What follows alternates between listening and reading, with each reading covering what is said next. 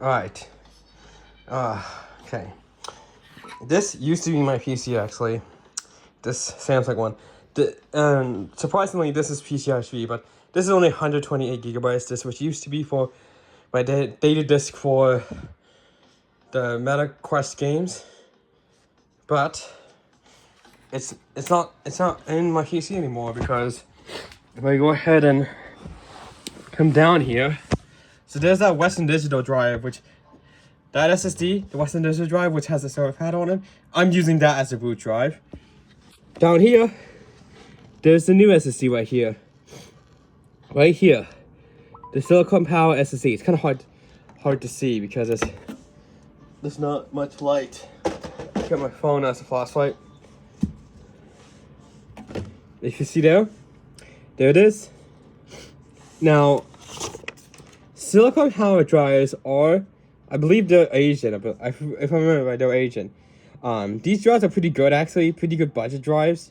Now I never actually had a Samsung SSD, so because as Samsung SSD, even though I have it in my Dell PC, it only goes up a little bit over 3,000 megabits per second. There's not much of a speed difference.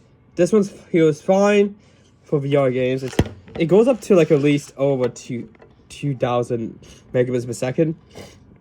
So there's a reason why I use this one as the data disk, and I use the Western Digital drive as the boot drive for that reason alone.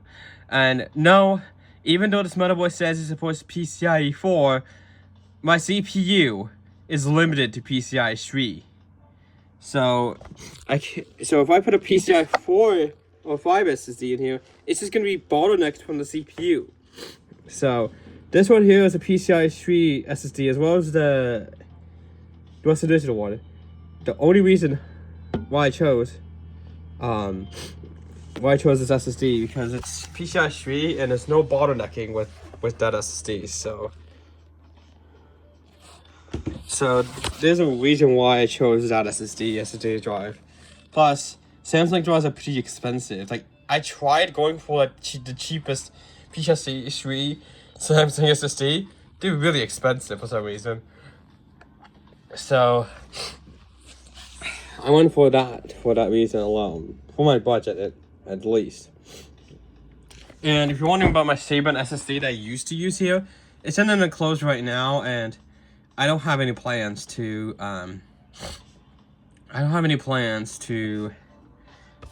that back in my PC because it crapped down on me once, and I don't want that to happen again. Let's make sure the thermal pad's actually on.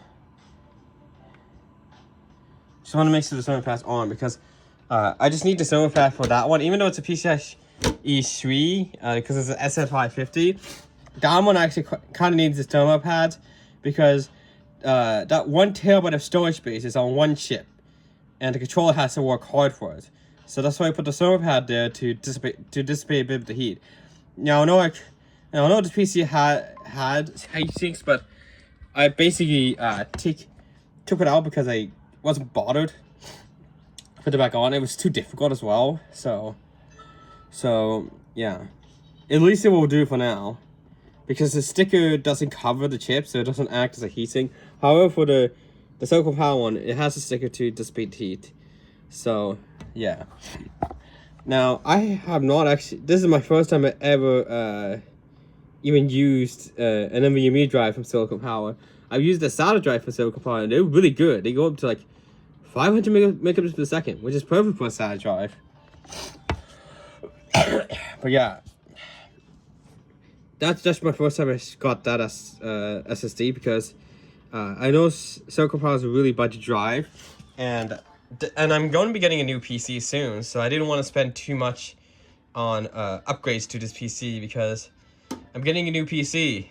I don't want to spend too much on this now because I'm getting a new PC. So when I built this PC, I think it cost around like $1,000 to $2,000 if I remember, because of parts here, and I don't want to spend any more than that now. So yeah, because now I think this PC is not only worth like around $1,000 to $1,500 because this is a normal PC using AM4 chipset, not AM5. So, yeah. So the motherboard states that it can support up to PCIe 4.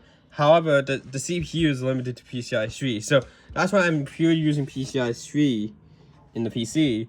It's not a bottleneck at all because the CPU is only limited to PCIe 3, not PCIe 4.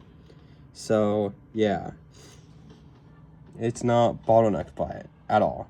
But like I said, that's the only time I got NVMe drive from Silicon Power.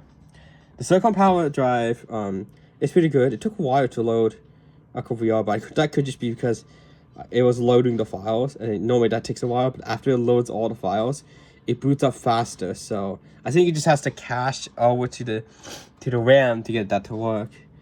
But it's fine. It's fine. It loads Beat Saber fine, and it loads Hyperdash fine. The same speed.